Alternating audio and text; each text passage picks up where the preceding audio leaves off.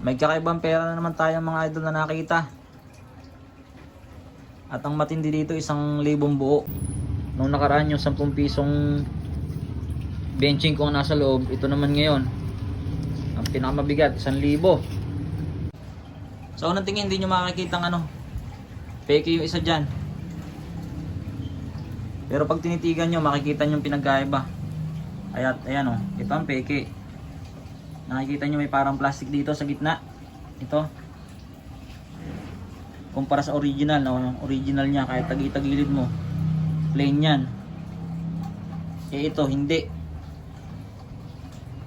Lalo na to. Itong part na to, kumpara doon.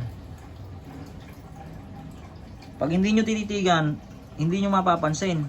Lalo na pag paganto yung tingin nyo, oh.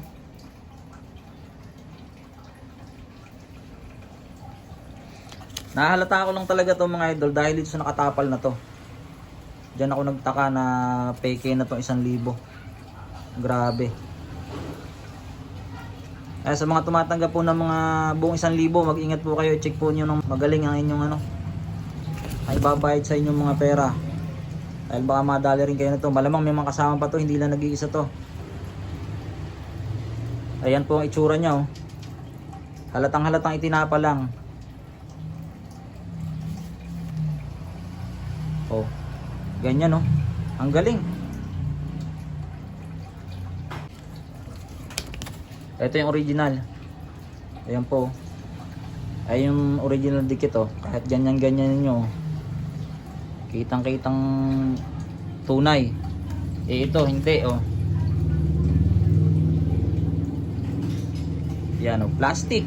Dinikit. At ang matindi nito yung tao mga idol. Ano?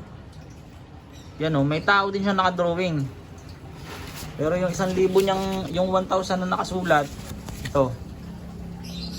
Ayan, oh, kulay black. Ganyan yung fake niya. At sa original, ganito ang itsura dapat, oh. Yung 1,000, nakikita nyo yung 1,000 na yan mga idol. Yan ang tunay. Grabe. Kawawa ang mga nabigyan ng ganito.